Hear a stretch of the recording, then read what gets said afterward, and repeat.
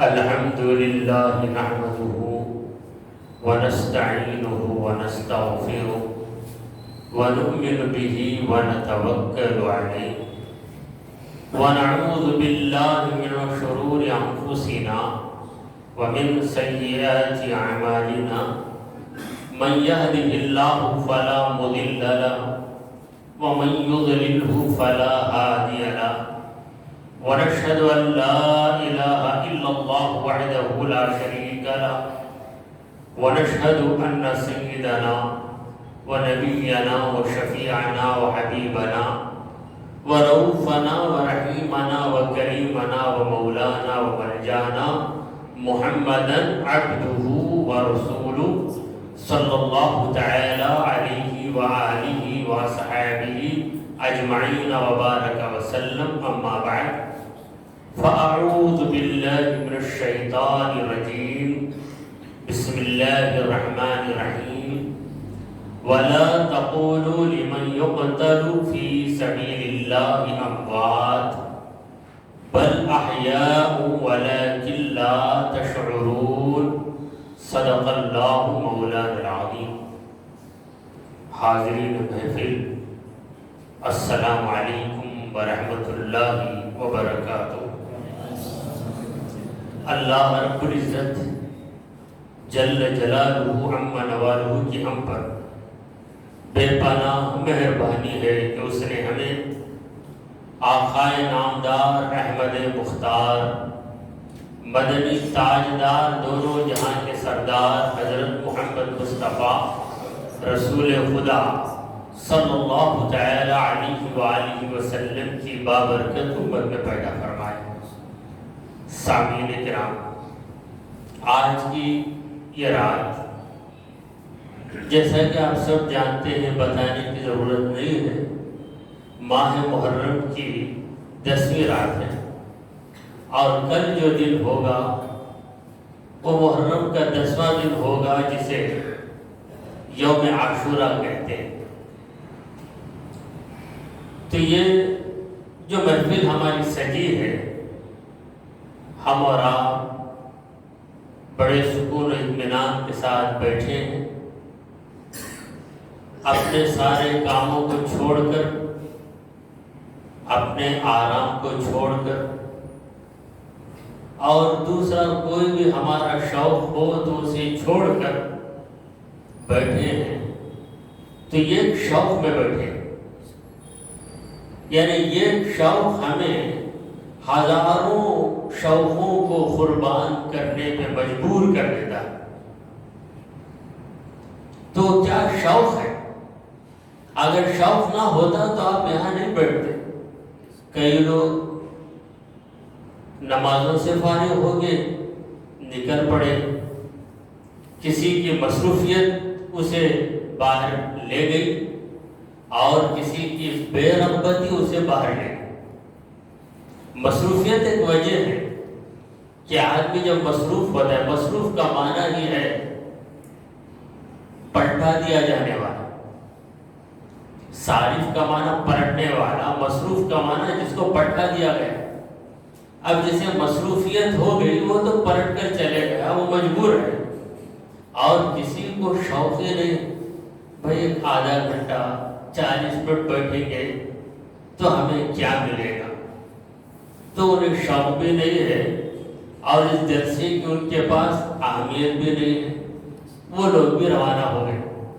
اب جو لوگ بیٹھے ہیں الحمدللہ، یہ پورا مجمع یا پوری محفل اہل شوق کی محفل.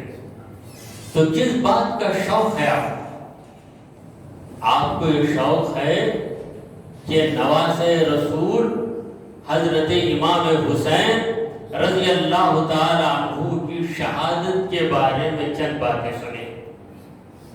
ویسے تو کئی محفلوں میں آپ امام حسین کی شہادت کا تذکرہ سن چکے ہوں گے، کتابوں میں پڑھ چکے ہوں گے، اور یہ زمانہ تو یوٹیوب کا، واٹس ایپ کا زمانہ ہے.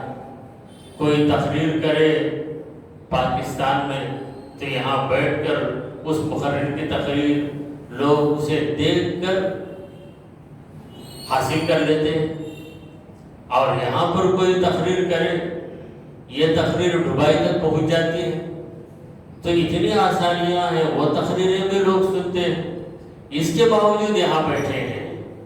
تو یہ شوق تو ذکر حسین کے سننے کا شوق ہے، اور دوسرا شوق محفل حسین میں شرکت کرنے کا شوق۔ بیان تو مل جاتا ہے، یوٹیوب میں آپ دیکھیں گے تو آپ کو بیان مل جائے گا، مگر محفل نہیں ملے گی۔ محفل کے اندر رونقیں ہوتی ہیں، محفل کے اندر برکتیں ہوتی ہیں۔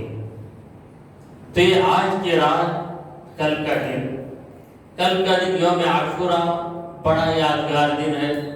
حدیثوں میں جو یوم عاشوراء کی فضیلتیں آئی ہیں، ان فضیلتوں کا نچوڑ یہ ہے کہ یوم عاشوراء کو اللہ تعالیٰ نے ایک یادگار دن بنا دیا۔ ہر امت کے لیے، ہر قوم کے لیے یہ دن بڑا یادگار دن ہے۔ کب سے یادگار دن بنا؟ جب سے یہ دنیا بنی ہے، جب سے آدم علیہ السلام اس دنیا میں آئے ہیں، اس دن سے لے کر جب یہ دنیا ختم ہو جائے گی، قیامت کا دن، اس دن تک یوم عاشوراء بڑا یادگار ہے۔ حضرت آدم علیہ السلام جنت سے نکلے، زمین میں آئے، روتے رہے، ان کی زندگی نہیں تھی۔ رات میں رونا، دن میں رونا، نہ کھانے کا فکر، نہ پینے کا خیال، روتے رہے، انہیں زندگی کب ملی؟ آدم علیہ السلام کو سکون کی زندگی کب ملی؟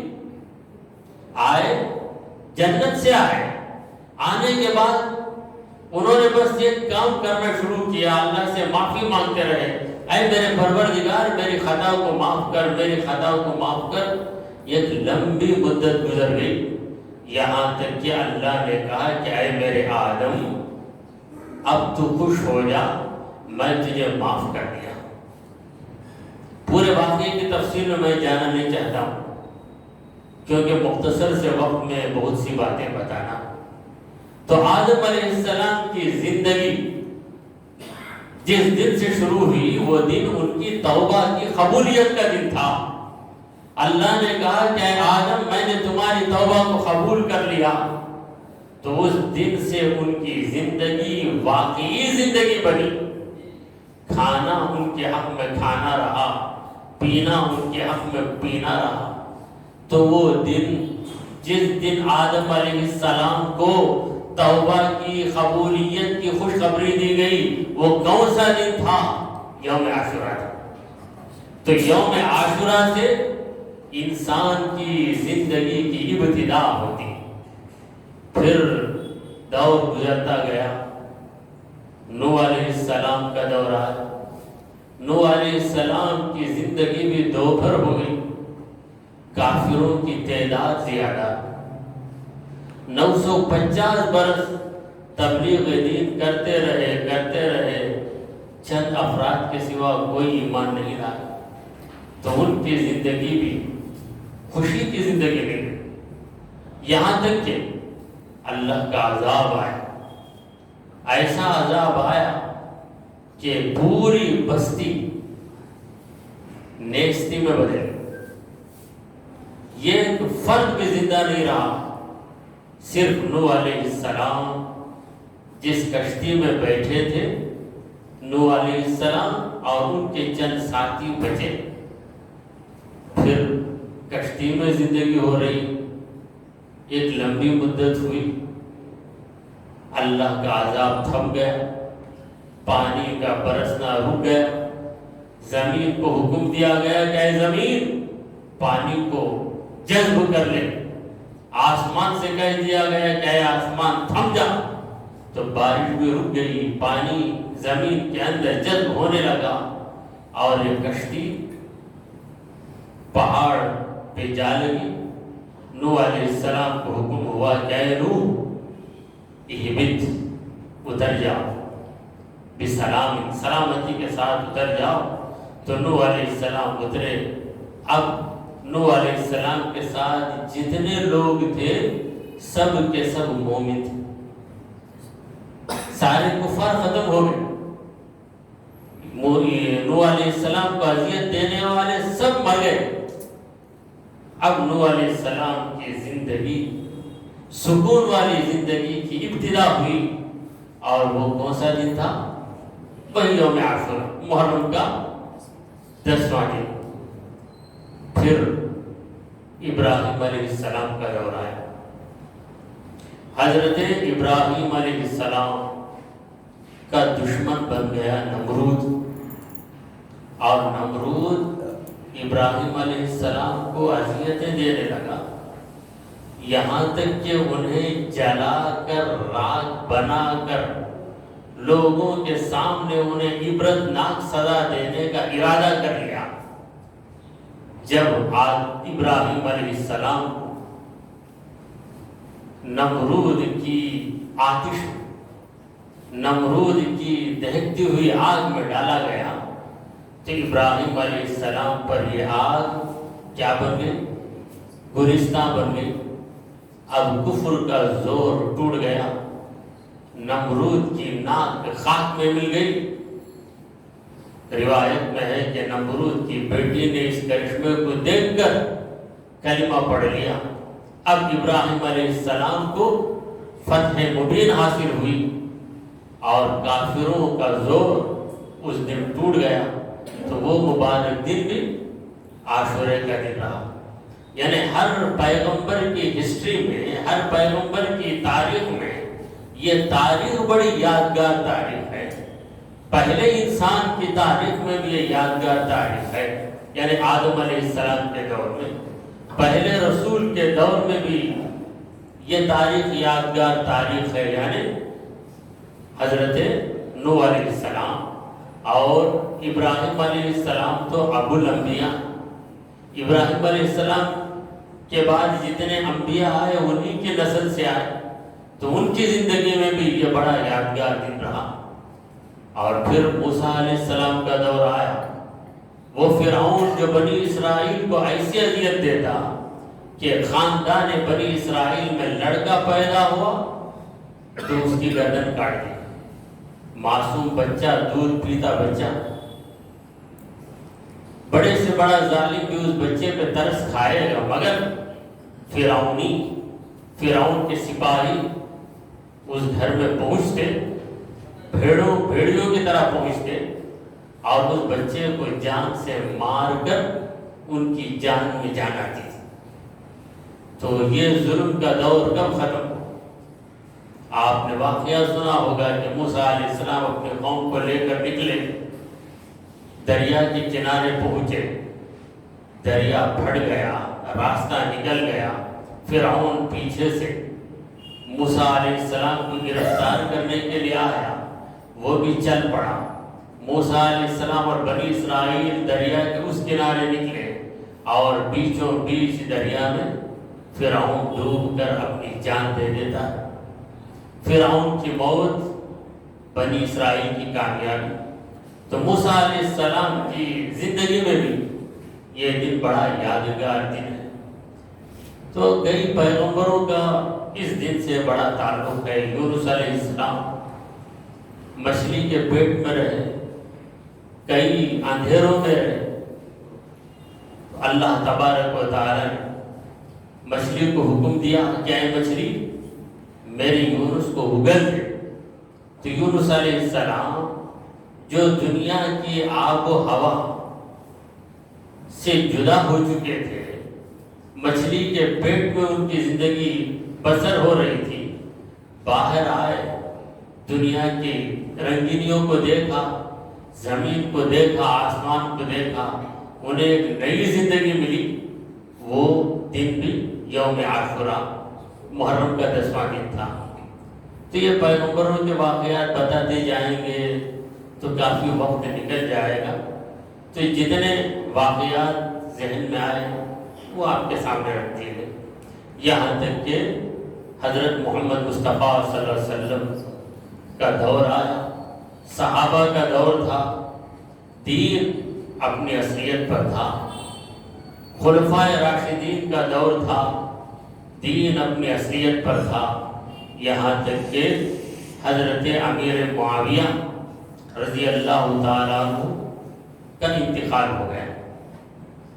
حضرت معاویہ کے انتقال کے بعد دین پر گویا موت کا سایہ منڈلانے لگا، دین خریب پر ہلاک ہو گیا تھا۔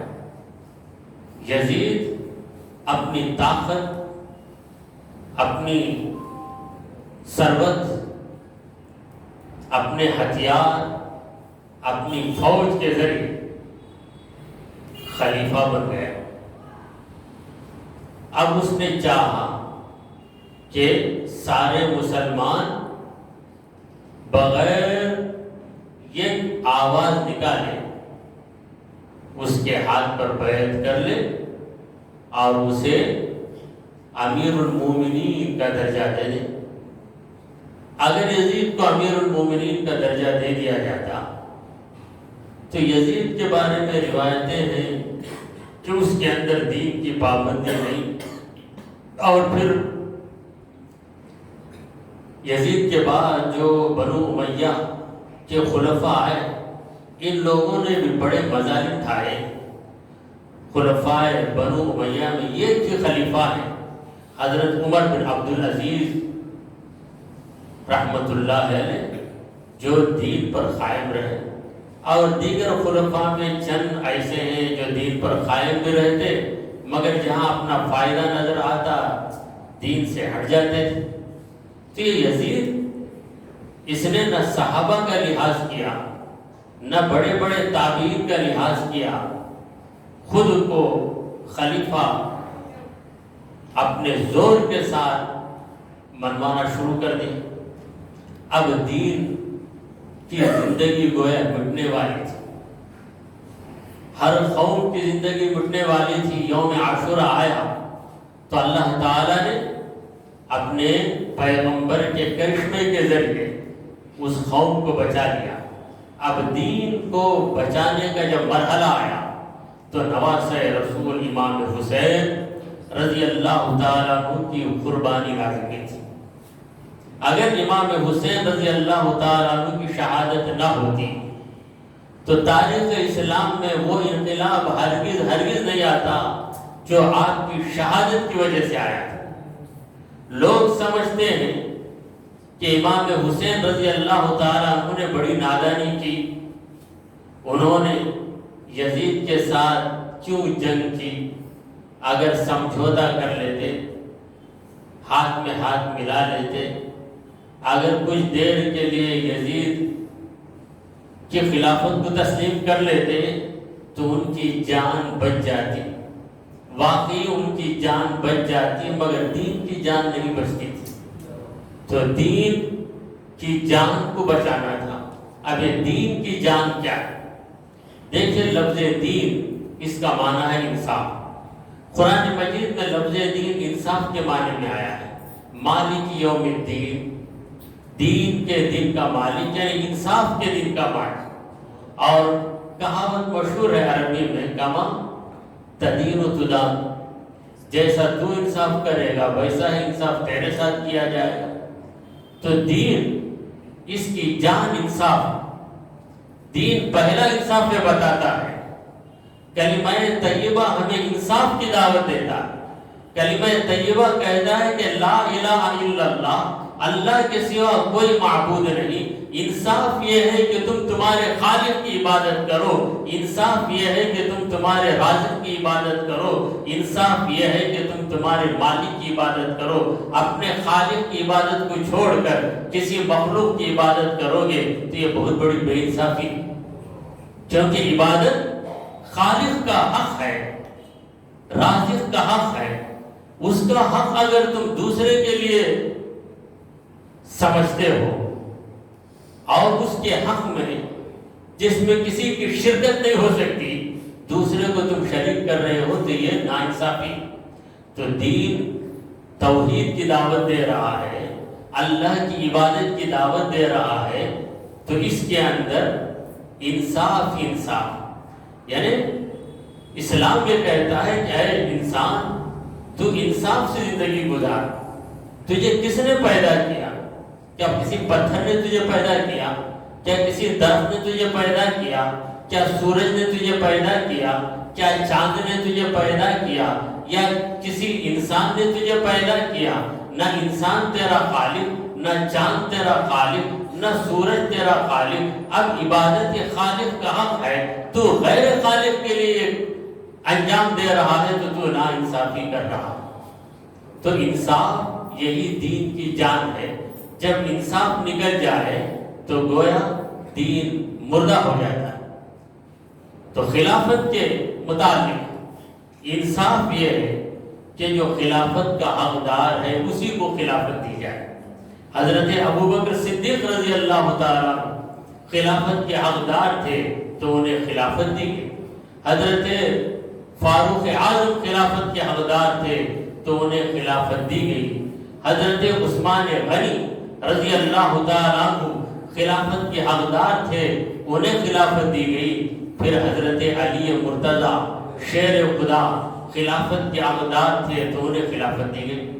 اور ہمارے پاس اہل سنت والجماعت کے پاس افضلیت خلافت کی ترتیب سے، یعنی جو پہلے خلیفہ بنے وہ زیادہ افضل، اور ان کے بعد زیادہ افضل دوسرے خلیفہ ہیں حضرت عمر. حضرت عمر کے بعد زیادہ افضل حضرت عثمان ہیں، اور حضرت عثمان کے بعد زیادہ افضل حضرت علی مرتضیٰ. ہم حضرت علی مرتضیٰ کو ابو بکر صدیق پر فوقیت نہیں دیتے، اہل سنت والجماعت. پھر ایک دور آئے، حضرت امیر معاویہ ایک طرف خلیفہ تھے، امام حسن دوسری طرف خلیفہ تھے. حضرت امام حسن نے دیکھا کہ اگر میں خلافت کے قابل ہوں تو ضرور ہوں، مگر حضرت معاویہ بھی تو خلافت کے قابل، لہذا ٹکراؤ کی کیا ضرورت ہے، جھگڑے کی کیا ضرورت ہے، خلافت ان کے لیے تسلیم کی. تو حضرت معاویہ رضی اللہ تعالیٰ خلافت کے حقدار تھے. حضرت معاویہ کے بعد یزید جو خلافت کا حقدار نہیں تھا، اس نے خود کو خلیفہ منوایا. اگر اس کو خلیفہ مان لے تو ناانصافی، اگر اس کی خلافت کے خلاف مورچہ قائم کرے، اس کی خلافت کے خلاف اپنی آواز بلند کرے، تو یہ انصاف کو طلب کرنا. تو حضرت امام حسین رضی اللہ تعالیٰ عنہ نے یہی کیا. تو کربلا کی جنگ کے پہلے جو واقعات آئے وہ اس کے جزئیات ہیں، تو انہیں اب پیش کرنے کی فرصت بھی نہیں ہے. ویسے تو آپ حضرات تاریخ کربلا سے واقف ہوں گے، تو میں شہادت کے پہلے جو واقعات ہوئے انہیں نقل کرنے کے بجائے بس چند گوشے آپ کے سامنے عرض کرتے ہوئے آگے بڑھنا چاہتا ہوں. تو امام حسین رضی اللہ تعالیٰ عنہ اور یزید کے درمیان جو جنگ ہوئی، یہ سیاست کی جنگ نہیں تھی بلکہ خالص دین کی جنگ تھی. امام حسین کے دل میں اگر خلیفہ بننے کی آرزو ہوتی، جیسا کہ آج کے بعد بے دین نادان بھی ہیں، نادین بھی ہیں، یعنی ان کے اندر دانشمندی نہیں ہے اس لیے نادان ہے، اور دین بھی نہیں ہے اس لیے وہ بے دین بولیے یا نادین بولیے، نادین اور نادان یہ کہتے ہیں کہ امام حسین کے دل میں خلافت کی آرزو آ گئی. جو ہستیاں دنیا کو بہت پہلے ٹھوکر مار چکے اور جن کے دلوں میں کبھی دنیا کی آرزو ہی نہیں آئی، وہ مبارک ہستیاں جو زہد و تقویٰ کے مجسمے ہیں، یہ کیوں دنیا کے تخت کے لیے آرزو کریں؟ یہ دنیا کی حکومت تو ظاہر ہونے والی حکومت ہے. مولا تعالیٰ نے حسنین کریمین کو جنت کی سرداری عطا کی، جسے یہ بتا دیا گیا کہ تمہیں ابدی سرداری ملنے والی ہے. ابدی حکومت ملنے والی ہے، جنت کے اندر تمہاری تعظیم ہی تعظیم ہوتی رہے گی، وہ دنیا کی عزت، دنیا کی دولت، دنیا کی سیاست، دنیا کے تخت، دنیا کے راج اور دنیا کے تاج کے لیے کیوں آرزو کرے؟ تو امام حسین کے دل میں یہ بالکل آرزو نہیں تھی۔ اگر آرزو ہوتی تو حضرت معاویہ کو بھی وہ خلیفہ تسلیم نہیں کرتے، حضرت معاویہ رضی اللہ تعالیٰ عنہ کو بھی وہ ہرگز خلیفہ تسلیم نہیں کرتے۔ اگر ان کے دل میں خلافت کی آرزو ہوتی تو وہ اندر ہی اندر اپنی ایک ٹیم قائم کر لیتے، اپنی ایک جماعت بنا لیتے اور جماعت بنا کر اپنی خلافت کو مستحکم کر لیتے۔ ان کے دل میں تو یہ بالکل آرزو نہیں تھی، مگر جب دین پر مصیبت آ گئی، ایک نااہل، ایک ناقابل خلافت کے منصب پر بیٹھ رہا ہے، یہ وہ پاکیزہ منصب ہے جس پر کبھی صدیق اکبر جانشین ہوئے، کبھی فاروق اعظم جلوہ افروز ہوئے، کبھی عثمان غنی وہاں پہ متمکن ہوئے، کبھی علی مرتضیٰ نے اس منصب کی خدمت کی۔ ایسے مقدس منصب پر یزید پلید بیٹھ جائے۔ پلید کا مطلب کیا ہے؟ پلید کا مطلب ناپاک۔ بعض لوگ پوچھتے ہیں ناپاک ہی تھا کیا؟ کبھی پانی نہیں نہاتا تھا کیا؟ اسے پلید کیوں کہتے ہیں؟ تو ہمارے بزرگوں نے نیکوں کو نیک لقب دیے تو بروں کو برے لقب دیے ہیں۔ پلید کے مطلب ظاہری گندگی نہیں، پلید کا مطلب دنیا کی آرزو، دنیا کی ہوس۔ اگر دنیا کی ہوس نہ ہوتی تو وہ امام حسین کے قتل تک نوبت نہیں پہنچا۔ اکثر لوگ یہ کہتے ہیں کہ یزید نہ امام حسین کے قتل کا حکم دیا اور نہ ہی خود جا کے قتل کیا، بلکہ ابن زیاد نے قتل کروایا تھا، عمرو بن سعد نے قتل کروایا تھا۔ یہ باتیں اپنی جگہ سچ ہیں، مگر جب یزید کے پاس امام حسین کے قتل کی خبر آئی تو اس نے کیا سزا دی قاتل کو؟ کسی قاتل کو سزا نہیں دیا، اور پھر اتنی بڑی فوج جو اس نے بھیجی، فوج کو وہ ہدایت دے دیتا کہ تم لوگ جنگ کیے بغیر امام حسین کو کسی طرح راضی کر کے منا کر انہیں حفاظت کے ساتھ میرے پاس لے آؤ، یہ کہہ سکتا تھا، مگر اس نے امام حسین کے قافلے میں 82 افراد تھے، 80 پر 2 آدمی تھے، تو ان کے قتل کے لیے ہزاروں کا لشکر بھیجا۔ کتنے ہزار تھے اس کا پتہ نہیں، مورخین اندازے سے کہتے ہیں کہ 22,000 کا لشکر تھا۔ لشکر جرار تھا، اتنا بڑا لشکر کیوں بھیجا؟ تو بہرحال اس کے دل میں دنیا کی آرزو، دنیا کی ہوس تھی، اور وہ ہوس اتنی گندی ہوس تھی کہ اس تخت کو حاصل کرنے کے لیے، اس راج کو حاصل کرنے کے لیے، دنیا کے راج کو حاصل کرنے کے لیے اس نے اہل بیت کو تاراج کیا۔ اہل بیت کو تاراج کر کے دنیا کے راج کو اس نے حاصل کرنا چاہا۔ اس کی یہ آرزو اس کے دل کو پلید بنا دی، اس کا دل پلید ہو گیا، اس کا خیال پلید ہو گیا۔ اس لیے ہم کہتے ہیں یزید پلید، یعنی ناپاک یزید۔ اب اسے پاک یزید تو بول نہیں سکتے، یزید طیب بولیں گے نہیں بولیں گے، یزید نجس کہیں گے۔ اللہ تعالیٰ نے مشرکوں کو نجس قرار دیا، انما المشرکون نجس، مشرکین ناپاک ہیں۔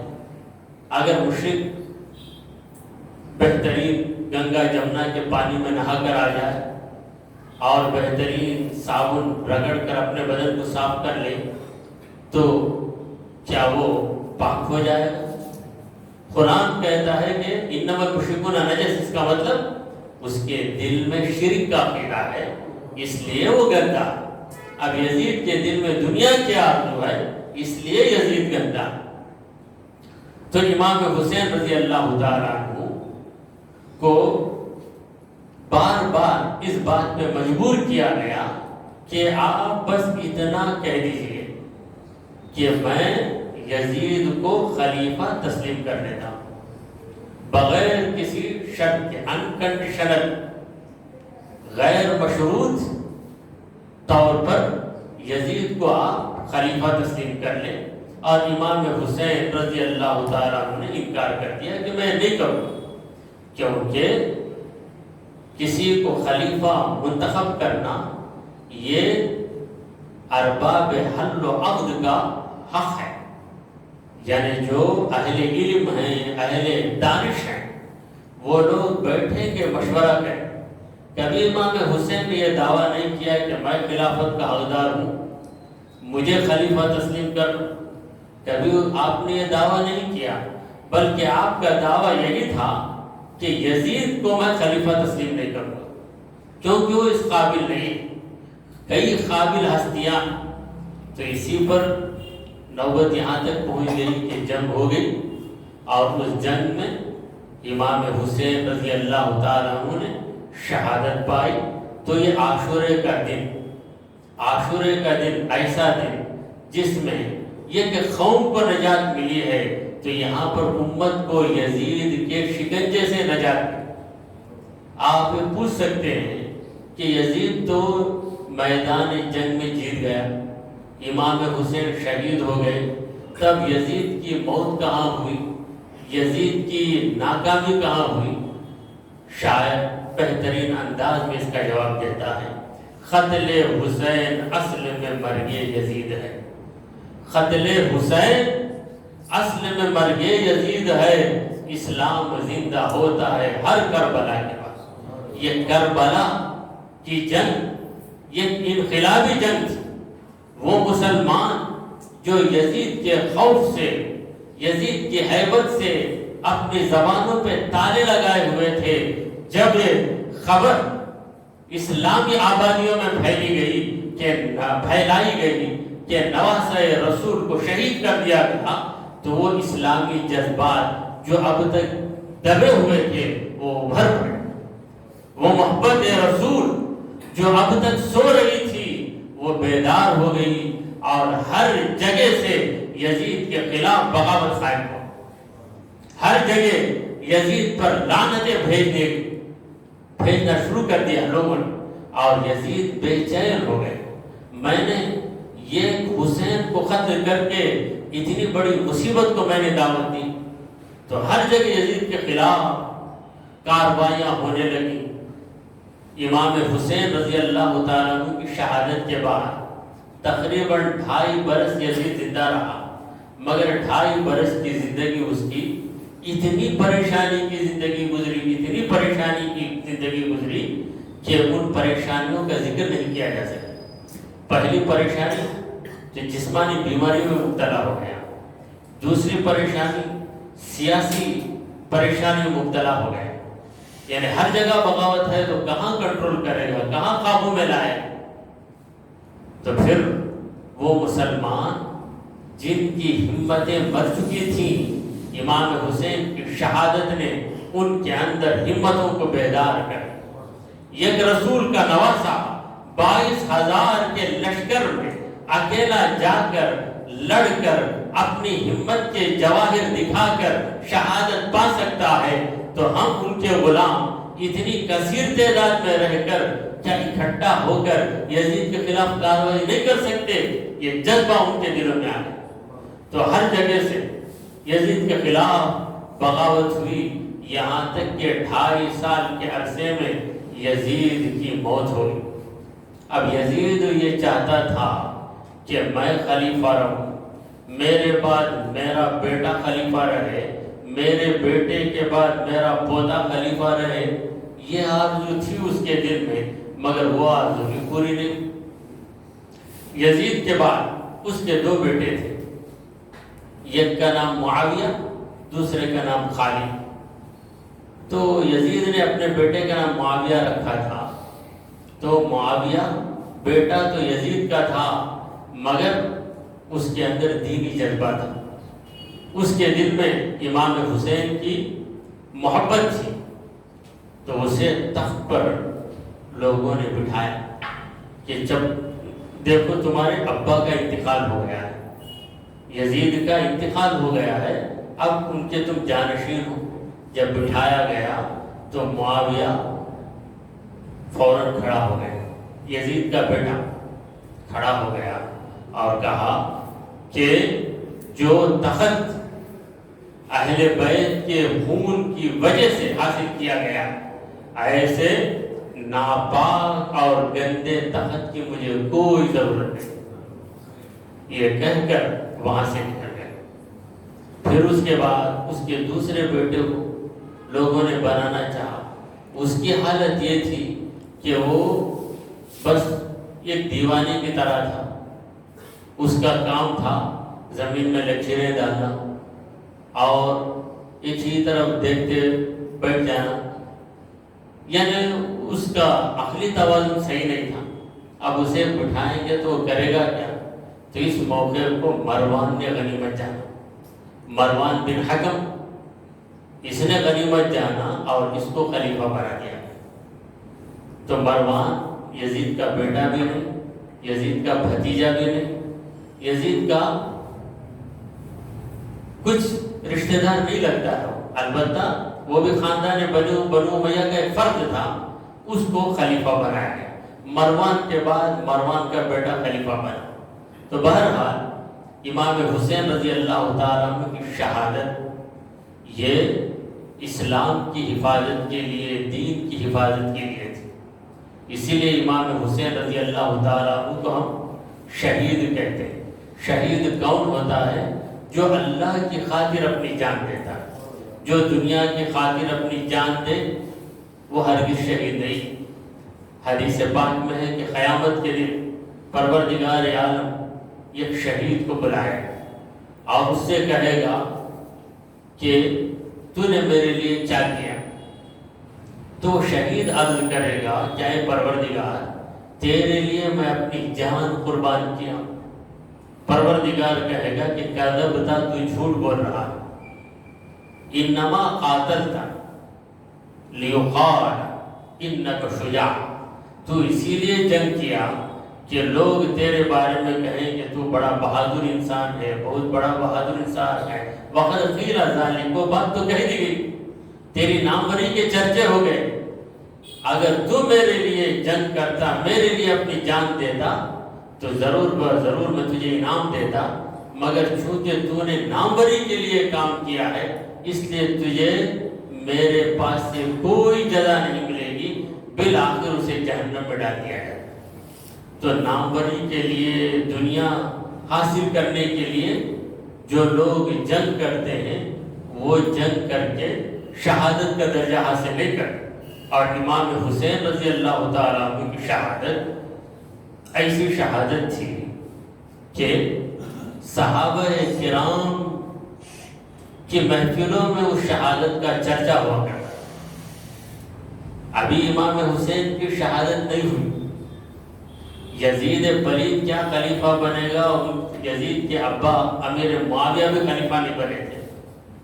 زمانہ تھا صدیق اکبر کا زمانہ، اور صدیق اکبر کے زمانے سے پہلے بھی جبکہ نبی کریم صلی اللہ علیہ وسلم اس دنیا میں ظاہری حیات کے ساتھ زندہ تھے، اس وقت بھی امام حسین کی شہادت کا چرچا ہوتا، کیونکہ رسول کریم صلی اللہ علیہ وسلم نے امام حسین رضی اللہ تعالیٰ عنہ کو دیکھ کر کہا کہ ستقتلہ امتی، ستقتلہ امتی، میری امت اسے قتل کرے گی، میری امت اسے قتل کرے گی۔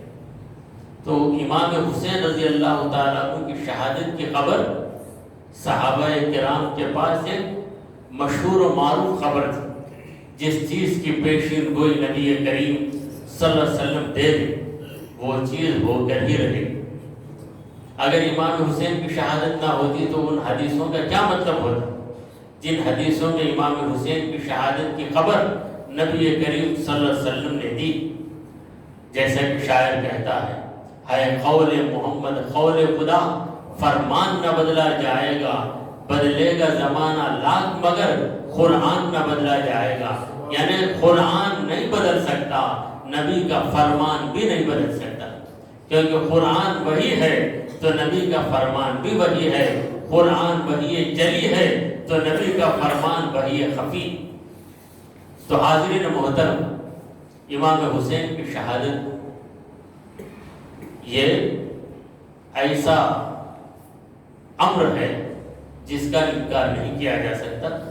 تو یہ امام حسین رضی اللہ تعالیٰ عنہ کے شہادت کے تذکرے کی محفل ہے. اب ایک شہید کے بارے میں حضور اکرم صلی اللہ علیہ وسلم کیا فرماتے ہیں. شہادت کا درجہ اور شہادت کی تمنا یہ ایسی چیز ہے, شہادت کی تمنا جو ہمارے نبی کریم صلی اللہ علیہ وسلم نے کی. حضور اکرم صلی اللہ علیہ وسلم نے فرمایا لَوَدِدْتُ أَنْ أُقْتَلَ فِي سَبِيلِ اللَّهِ لَوَدِدْتُ أَنِّي أُقْتَلُ فِي سَبِيلِ اللَّهِ. میری آرزو ہے کہ میں اللہ کی راہ میں قتل کیا جاؤں. ثم احیا ثم اقتل ثم احیا ثم اقتل, پھر مجھے زندہ کیا جائے, پھر مجھے قتل کیا جائے, پھر مجھے زندہ کیا جائے, پھر مجھے قتل کیا جائے. سرکار دو عالم صلی اللہ علیہ وسلم کے اس قول میں اللہ تبارک و تعالیٰ کی محبت چھلک رہی.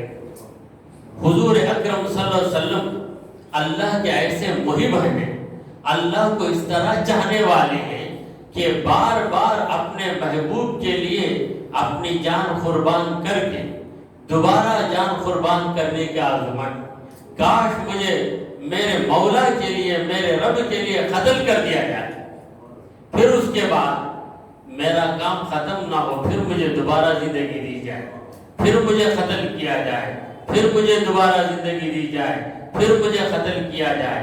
یعنی رب کی خاطر مٹنے میں نبی کریم صلی اللہ تعالی علیہ وآلہ وسلم لذت محسوس کر رہے ہیں. یہ محبت کا تقاضا. اور حضور اکرم صلی اللہ علیہ وسلم کی آرزو ہر امتی کے دل میں ہونی چاہیے. اگر کسی سے پوچھا جائے کہ آپ اللہ کی راہ میں شہید ہونے کے آرزومند ہیں, تو جو پکا مومن ہوگا وہ یہی کہے گا کہ اس سے بڑھ کر سعادت کیا ہے, اس سے بڑھ کر خوش نصیبی کیا ہے کہ اللہ کی راہ میں میری جان چلی جائے. حضرت خالد بن ولید رضی اللہ تعالیٰ عنہ کے بارے میں روایت ہے کہ آپ بستر مرگ پر تھے, ابھی موت نہیں آئی, کمزوری طاری ہو گئی. حضرت خالد بن ولید کچھ یاد کر کے رو رہے. کسی نے حضرت خالد سے پوچھا کہ آپ کیوں رو رہے, آپ تو بہت بہادر انسان ہیں, آپ نے کئی لڑائی کھائے, مگر کیا وجہ ہے کہ آخری وقت آپ رو رہے ہیں, کیا آپ موت سے ڈر رہے ہیں؟ تو حضرت خالد بن ولید نے کہا کہ میری آرزو تھی کہ اللہ کی راہ میں میرا قتل ہو جائے, مگر اب اس کی گنجائش نظر نہیں آ رہی. میری یہ حالت ہے کہ میں فرش ہو گیا, میں نے بستر کو لازمی کر لیا ہے, بستر سے نہیں اٹھ پا رہا ہوں. اب کہاں میں میدان جنگ میں جاؤں گا, کہاں میں خدا کے دشمنوں سے لڑوں گا, اب گنجائش نظر نہیں آ رہی ہے. مجھے یہی دکھ ہو رہا ہے کہ ہر جنگ میں یہ آرزو لے کے جاتا تھا کہ میں شہید ہو جاؤں, مگر شہادت میرے مقدر میں نہیں, البتہ کامیابی میرے مقدر میں تھی. اب میں بستر پہ اپنی جان دے رہا ہوں, اسی لیے میں دکھ کی وجہ سے رو رہا ہوں کہ مجھے شہادت نصیب ہوئی. تو یہ آرزو اللہ تبارک و تعالیٰ کے مقبول بندوں کے دلوں میں تھی. اور ویسے امام حسین رضی اللہ تعالیٰ کو بھی جانتے تھے کہ انہیں اللہ کی راہ میں قربان ہونا وقت کا انتظار تھا. جیسے ہر طالب علم امتحان دینے کے لیے تیار رہتا, وقت کا منتظر رہتا, جب امتحان کی گھڑی آتی ہے تو امتحان دے کر کامیاب ہو جاتا ہے. تو امام حسین رضی اللہ تعالیٰ عنہ کی امتحان کی گھڑی تھی, اور آپ اللہ تبارک و تعالیٰ کے ان تمام امتحانات میں کامیاب ہوئے جن امتحانات کا ذکر اللہ تعالیٰ نے سورہ بقرہ کی اس آیت میں کیا ہے کہ وَلَنَبْلُوَنَّكُمْ بِشَيْءٍ مِّنَ الْخَوْفِ، اے مومنو ہم تمہیں ضرور آزمائیں، ہم تمہیں ضرور آزمائیں گے بِشَيْءٍ مِّنَ الْخَوْفِ، کچھ خوف کے ذریعے، وَالْجُوعِ وَنَقْصٍ مِّنَ الْأَمْوَالِ وَالْأَنفُسِ وَالثَّمَرَاتِ، 5 امتحانات، 5 سبجیکٹس ہیں۔ پہلا امتحان خوف کا، تو یہ امتحان رہا۔ ایک طرف یزیدیوں کا لشکر جرار، جس کی تعداد امام حسین کے ساتھیوں کی تعداد سے کئی گنا بڑھ کر، یہ تو 2 ڈیجٹ میں 80 پر 2 82 افراد، یعنی 100 تک گنتی نہیں پہنچی، بس دہائی میں ہے یہ لوگ، 2 ڈیجٹ میں ہے، اور وہاں 22,000 5 ڈیجٹ، یہ گائی دہائی 100 1000 10,000 22,000 کا لشکر۔ جنگ بدر میں 313 مسلمان تھے تو 999 کافر تھے، یعنی تگنی تھی تعداد، یہاں تگنی بھی نہیں اور زیادہ 22,000۔ تو اس وقت خوف کا طاری ہونا یہ ایک فطری بات ہے۔ اتنی بڑی فوج کو دیکھیں گے تو دل میں ضرور ہیبت آئے گی، مگر کربلا کے واقعے کی روایت کرنے والے راویوں میں کوئی راوی ایسا نہیں ملتا جو یہ کہتے کہ امام حسین ڈر گئے، کبھی ڈرے۔ 7 محرم کو آپ پر پانی بند کیا گیا، 7واں دن گیا، 8واں دن گیا، 9واں دن گیا، 3 دن کے بھوکے پیاسے۔ لوگ پوچھتے ہیں کہ ایک انسان کیسے زندہ رہ سکتا ہے 3 دن کچھ کھائے پیے بغیر؟ تو ہم بھی عرض کرتے ہیں کہ میدان کربلا میں امام حسین کی شہادت ایک طرف ہے تو یہ صبر و استقامت دوسری طرف ہے۔ صبر و استقامت کے ساتھ یہ امام حسین کی کرامت بھی ہے کہ 3 دن بھوکے پیاسے رہ کر 10ویں تاریخ اپنی تلوار سے کئی لوگوں کو قتل کرنے کے بعد جام شہادت نوش فرمانا، یہ آپ کی شجاعت سے نہیں ہے بلکہ آپ کی کرامت بھی۔ کئی مناقب، کئی محاسن، کئی خوبیاں، کئی کمالات بیک وقت امام حسین رضی اللہ تعالیٰ عنہ سے صادر ہوئے۔ تو حاضرین محترم، خوف کا امتحان، جب مسلمان خائف ہو جاتا ہے، جب مسلمان ڈرنے لگتا ہے تو مخالفین کی تعداد اگرچہ کم ہو، مسلمان شکست کھا جاتا ہے۔ نبی کریم صلی اللہ علیہ وسلم نے فرمایا کہ ایک دور ایسا آئے گا کہ جس طرح برتن سے لوگ کھانا اچک کر کھاتے ہیں، اس طریقے سے تمہارے دشمن تم کو اچکنے لگے گے۔ مثلا ایک پلیٹ، اس میں مچھلی رکھ دی گئی، مچھلی رکھنے کے بعد 4 آدمیوں سے کہا گیا کہ کھاؤ، تو وہ ایک طرف سے توڑے گا، وہ اس طرف سے توڑے گا۔ ایک روٹی رکھ دی گئی، 4 آدمیوں کو یا 5 آدمیوں کو بٹھا دیا گیا، کہا کہ سب مل کر یہ روٹی کھاؤ، تو کوئی ادھر سے توڑے گا، کوئی ادھر سے توڑے گا، یہاں تک کہ روٹی کی نظر نہیں آئے۔ تو اس طریقے سے لوگ تم پر حملہ کریں، چاروں طرف سے اچک پڑے۔ صحابہ عرض کرنے لگے کہ امن قلت یا رسول اللہ، یا رسول اللہ کیا اس وقت ہماری تعداد کم ہوگی؟ تو نبی کریم صلی اللہ علیہ وسلم نے کہا کہ نہیں، اس وقت ہی تمہاری تعداد زیادہ ہو، پھر ایسا کیوں ہوگا؟ تو حضور اکرم صلی اللہ علیہ وسلم نے کہا کہ تمہارے دلوں میں زندہ رہنے کی آرزو رہ جائے، تم لوگ موت سے گھبرانے لگو گے، تب تمہاری یہ نوبت ہو جائے گی۔ تو امام حسین رضی اللہ تعالیٰ گھبرائے۔ صرف امام حسین کی زندگی کا یہ مسئلہ نہیں تھا، آپ کے ساتھ آپ کے نوجوان فرزند ہیں، آپ کے بھتیجے بھی ہیں، دودھ پیتا بچہ بھی ہے، آپ کی بیوی بھی ہے، عورتیں بھی ہیں، ان تمام کا مسئلہ بھی ہے، ان تمام کے بارے میں بھی غور و فکر کرنا ہے۔ تو اگر کوئی اس طریقے سے سوچتا کہ میرے بعد ان لوگوں کا کیا ہوگا، میرے بعد ان لوگوں کا کیا ہوگا، تو وہ جنگ کے لیے آمادہ نہیں ہوتا. وہ یہ کرتا کہ چلو بھائی جیسا موقع ہے ویسا خود کو ایڈجسٹ کر لینا. تو چلو یزید کے ہاتھ پر ہم بیعت کر لیتے ہیں، کیا کریں، بیوی کے بارے میں ہے، بچوں کے بارے میں سوچنا ہے، بیوی بچوں کا خیال کرنا ہے. ایسا نہیں خیال کیا حسین، کیونکہ امام حسین ابراہیم علیہ السلام کے اولاد سے.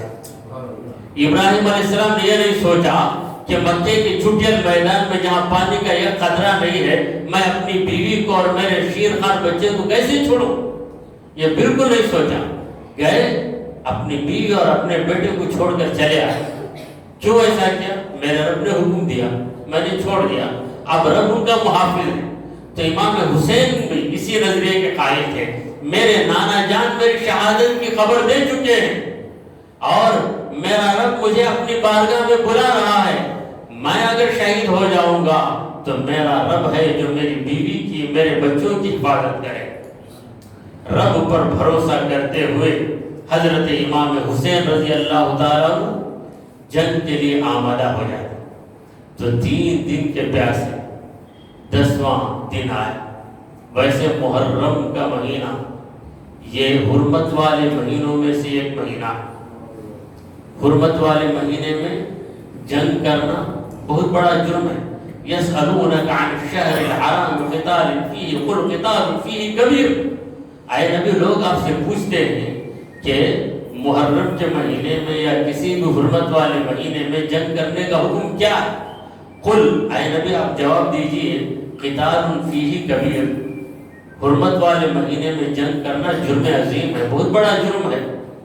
تو ایسے موقع پر ظالم یزیدیوں نے جنگ چھڑی اور عاشورے کے دن، جس دن سارے مسلمان پیغمبروں کی ان یادگار کامیابیوں پر شکرانے کے طور پر روزہ رکھتے ہیں، اس روز انہوں نے نواسہ رسول کو قتل کرنے کے لیے تیاری کی.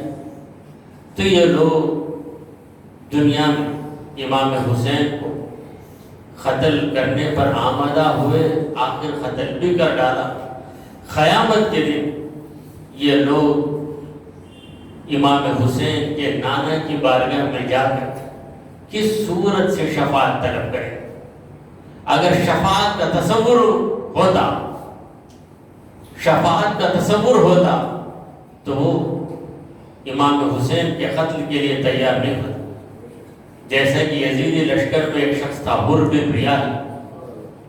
جنگ شروع ہونے کے پہلے حر بن ریاحی اپنے گھوڑے کو اچھال کر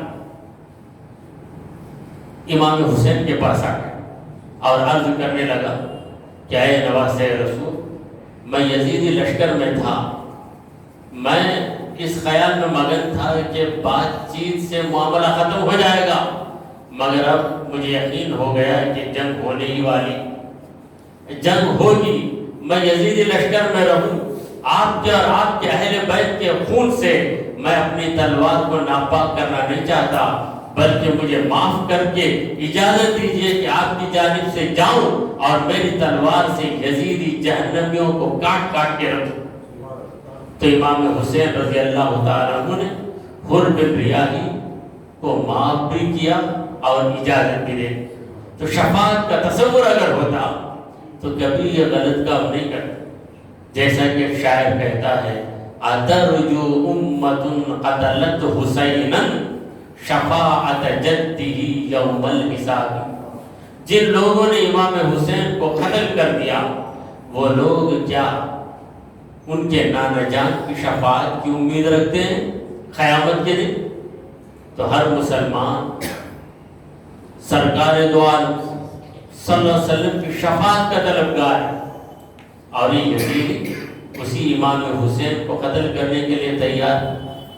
بعض لوگ یہ بھی کہتے ہیں کہ یہاں پر دین کی بات ہے، حضور کا بیٹا رہے نواسا رہے، اس سے کیا مطلب ہے؟ امام حسین حضور کے وہ نواسے ہیں جن کو نبی کریم صلی اللہ علیہ وسلم نے جنت کی سرداری کی خوشخبری دی. الحسن والحسین سیدہ شباب اہل الجنہ، حسن اور حسین جنت کے نوجوانوں کے سردار۔ اور درود ابراہیم میں جو ہم آل محمد پہ درود بھیجتے ہیں، اللہم صلی علی محمد وعلی آل محمد کما صلیت علی ابراہیم وعلی آل ابراہیم، تو یہ آل محمد کون ہے؟ یہی تو ہے امام حسین رضی اللہ تعالیٰ۔ جمعہ کا دن تھا، محرم کی 10ویں تاریخ، ممبروں پر مسلمانوں کے ائمہ، مسلمانوں کے خطبہ اپنے خطبوں کے اندر کلمہ شہادت پڑھ رہے، محمد مصطفیٰ صلی اللہ علیہ وسلم کی رسالت کی گواہی دے رہے ہیں، اور یہاں میدان کربلا امام حسین رضی اللہ تعالیٰ کو قتل کرنے کے لیے یہ خونخوار فوج ہے، اور یہ یہودیوں کی فوج نہیں، نصرانیوں کی فوج نہیں، بلکہ مسلمانوں کی فوج۔ ایسے ہی موقع کی عکاسی کرتے ہوئے شاعر نے کہا، دل کے پھپولے جل اٹھے سینے کے داغ سے، اس گھر کو آگ لگ گئی گھر کے چراغ سے۔ تو یہ کلمہ پڑھنے والے، یہ نمازیں پڑھنے والے، خود کو مسلمان بتانے والے، انہوں نے بس دنیا کی آرزو امام حسین کو قتل کیا۔ دنیا کی آرزو، اس کے سوا کوئی چیز نہیں تھی۔ امام حسین کے قتل کرنے سے آخرت میں تو کوئی اجر ملنے والا نہیں، بلکہ عذاب ہونے والا۔ اب انہوں نے قتل کیا کیوں؟ اپنی دنیا کے لیے۔ اسی لیے رسول پاک صلی اللہ علیہ وسلم نے حب دنیا کی مذمت فرمائی۔ نبی کریم صلی اللہ علیہ وسلم نے فرمایا کہ حب الدنیا رأس کل خطیہ، ہر خطا کی بنیاد دنیا کی محبت ہے۔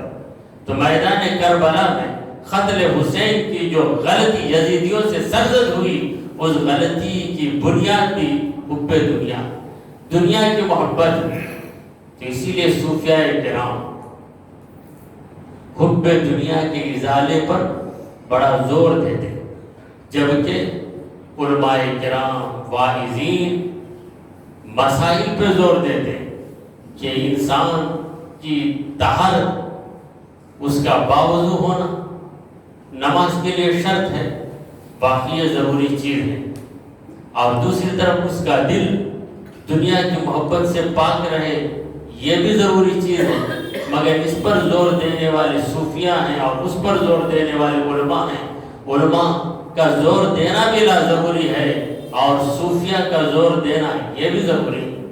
جس طرح دنیا میں ہم دیکھتے ہیں کہ آنکھ کے علاج کے لیے آئی اسپیشلسٹ ہوتا ہے، کان کے لیے ENT ہوتا ہے، تو اسی طرح ظاہری طہارت کے سکھانے کے لیے علماء کرام ہیں، باطنی طہارت کے سکھانے کے لیے صوفیاء ہیں۔ جس طرح آئی اسپیشلسٹ اپنے کان کا علاج ضرور کرتا ہے، اسی طرح ENT والا اپنی آنکھ کا علاج ضرور کرتا ہے۔ اسی طرح ایک عالم صوفیاء کرام کی باتوں سے اپنے دلوں کو پاک کرتا ہے، تو صوفیاء کرام علماء کی کتابیں پڑھ کر اپنی عبادت کو درست بناتے ہیں۔ تو دونوں کا ہونا لازمی ہے، شریعت کا بھی ہونا لازمی ہے، طریقت کا ہونا بھی لازمی ہے، اور شریعت و طریقت کے اندر ایسا گہرا تعلق ہے کہ شریعت طریقت کے بغیر مکمل نہیں ہو سکتی، اور طریقت کا شریعت کے بغیر تصور ہی نہیں کیا جا سکتا۔ بہرحال امام حسین رضی اللہ تعالیٰ عنہ کی شہادت واقع ہوئی، اور اس کے بعد اہل بیت وہاں سے روانہ ہوتے، کربلا سے روانہ ہو کر یزید کے دربار میں انہیں پہنچایا جاتا ہے۔ وہاں سے وہ مدینہ منورہ آ جاتے ہیں، اور بس اپنی زندگی اللہ اور اس کے رسول کی یاد میں گزارتے ہیں۔ تو یہ شہادت کا واقعہ تاریخ اسلام میں بڑا اہم واقعہ ہے۔ اس واقعے کے بعد بہت سی تبدیلیاں، وہ تبدیلی کیا تھی؟ تو مسلمانوں کی غفلت، جس کی وجہ سے یزید اتنا طاقتور بن گیا، اب وہ غفلت دور ہو گئی۔ امام حسین کی شہادت کی خبر مسلمانوں کو چونکا دیا، اور ہر جگہ اللہ تبارک و تعالی امام حسین کی تعریف کو لوگوں کی زبانوں پہ جاری کر دیا۔ جس کی زبان پر دیکھو امام حسین کی تعریف، اور جس کی زبان پر دیکھو یزید پر وہ لعنت بھیج رہا ہے، یزید کو گالیاں دے رہا ہے، یزید کی مذمت کر رہا ہے۔ اسی لیے ہم کہتے ہیں کہ میدان کربلا میں یزید میدان جیتا ہے مگر امام حسین مقصد کو جیتے۔ مقصد کی کامیابی ہی حقیقی کامیابی ہے۔ اللہ تبارک و تعالی ہم سب کو جذبہ شہادت سے سرشار فرمائے، اور امام حسین رضی اللہ تعالیٰ عنہ اور شہدائے کربلا کے صدقے میں ہمارے اندر بھی ہمت اور حوصلہ پیدا فرمائے۔ وآخر دعوانا ان الحمد للہ رب العالمین۔